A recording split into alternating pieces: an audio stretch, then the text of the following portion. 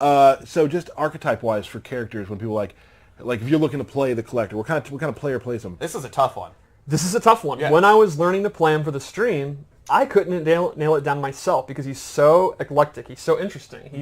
He has a little bit of everything. And then I realized it really shines in his personality. He is a collection of different archetypes. Like he has some zoning, some counter zoning, really good mid-range, good mix-ups. He has a command grab. Yeah. He has some trap type moves. He's kind of got it all. Yeah, he really does have because he has so many different little weapons and artifacts, it's a little bit of everything. So we talk about like the Master of None type situation. Yeah. Like he has a lot of things he can do well. He has a big umbrella, like a big toolkit.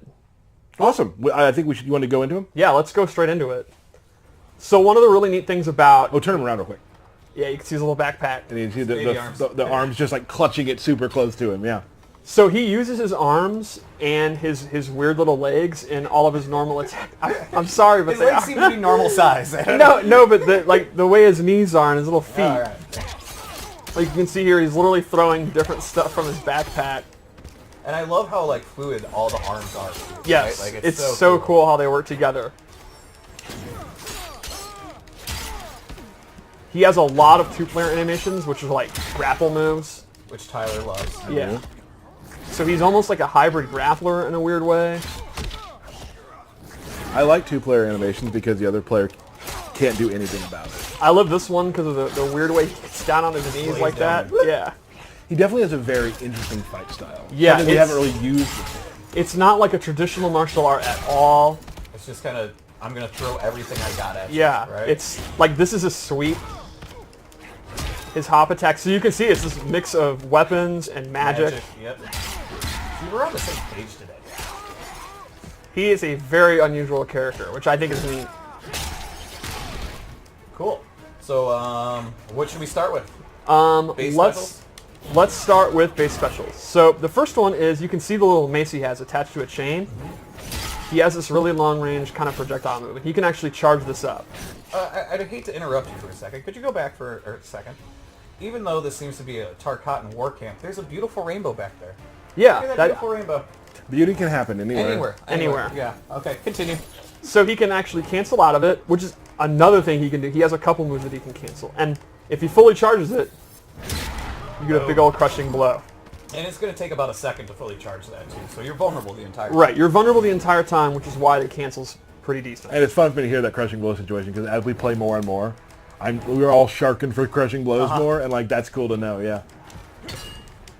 All right, so another move he has is this move, which is actually a projectile absorb. I picked Jax, which probably wasn't wise because he doesn't have a normal projectile, so I gotta wait.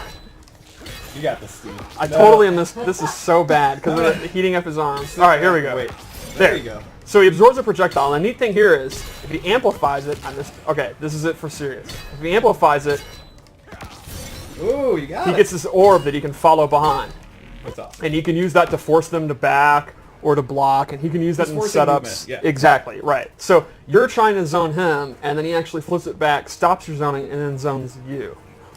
Another move he has is Even his collects your charge. projectiles. I did not think of that, but that is super clever. This is like his combo ender. You're going to end a lot of your juggles with it. You can amplify it to do additional damage. And finally, he has this bola attack, which he tosses this. If you amplify it, he's going to get a capture state, so he gets a combo. And he can also hold this like his mace, and he can actually cancel it if he wants. He can cancel forward or just out of it. It's pretty good. It's a little bit on the slow side, but obviously that's one of his main combo starters.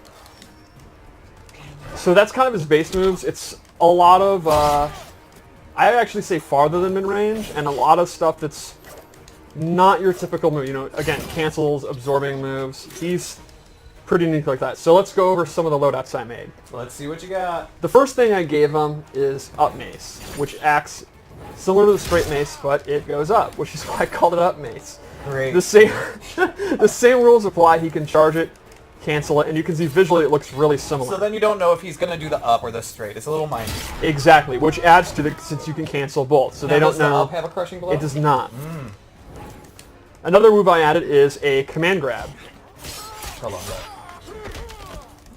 Can you amplify that, Steve? You cannot, but it does have a crushing blow, and that is What are the requirements, Steve? Give it to us. for punishing a roll. So a wake-up roll is invincible, Right. except against throws.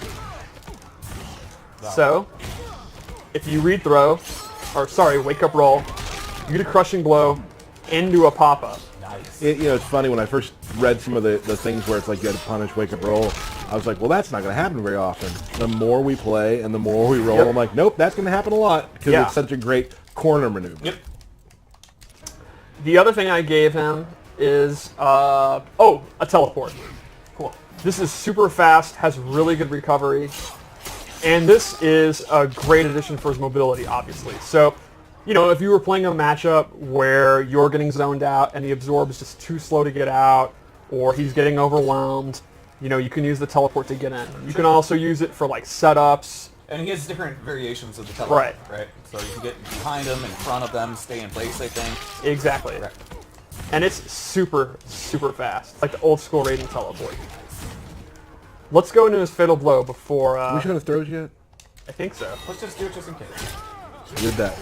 Okay. Did you back throw as well? We did. But still, throws are cool. Throws are cool. 2 players. Tyler's in. My vote for our most brutal. It is really messed up. I just love the blood out of that. I love Jax's face during that last part. And how he's smiling as he's sitting. Yeah, it's good. It's good. Jack is okay. Yeah. Yeah, Jax is fine.